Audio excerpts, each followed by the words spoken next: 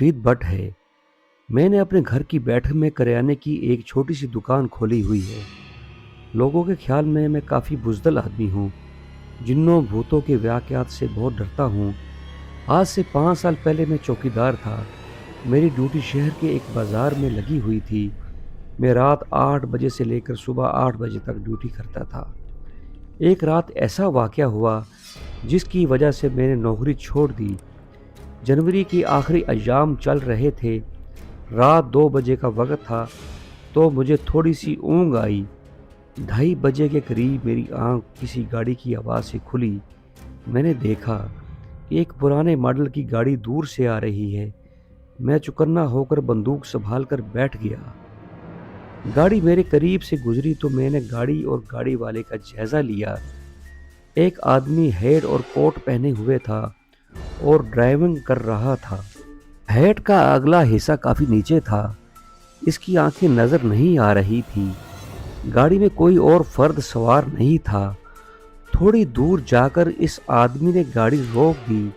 वो गाड़ी से उतरा और मेरी तरफ देखकर उंगली से मुझे अपने करीब आने का इशारा किया।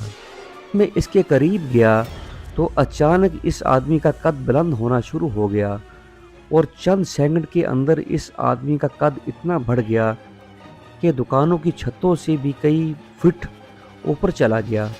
और फिर अचानक इस आदमी ने मेरी तरफ गर्दन मोड़ी। खौफ के मारे मेरी गिग्गी बंद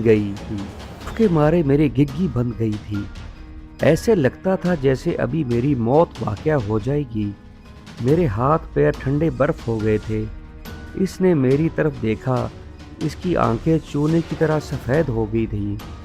मैंने ज़ोरदार चीख मारी और जल्दी से साथ वाली गली में घुस गया। इसने मेरे कंधे की तरफ अपना हाथ बढ़ाया।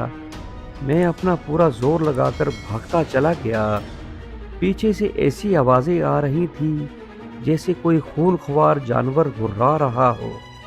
एक दफ़ा आवाज़ आई, तुम्हारे पैसे गिर गए हैं, आओ ये ले लो और फिर चले जाओ। लेकिन मुझे पता था कि यह सब धोखा है। वो शैतानी मखलूक मुझे अपने शिकंजे में जकड़ना चाहती है। मैं गलियों में भागता रहा। आखिर कुछ मिनट बाद अपने घर के दरवाजे पर था।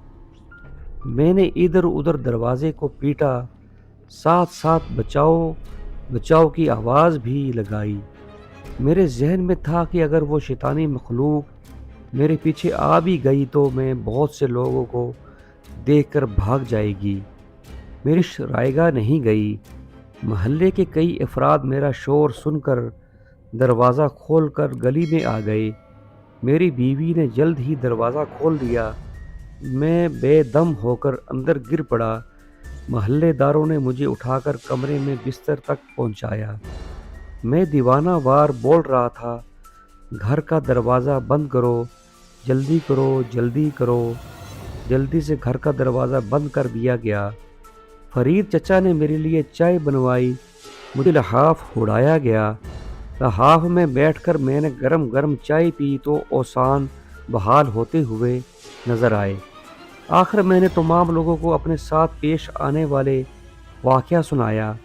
लोग अंगश्त मंदान रह गए और बहुत हैरान हुए।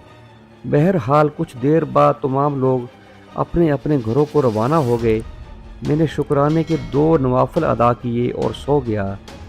इस वाक़े के बाद मैंने चौकीदार की नौकरी छोड़ दी।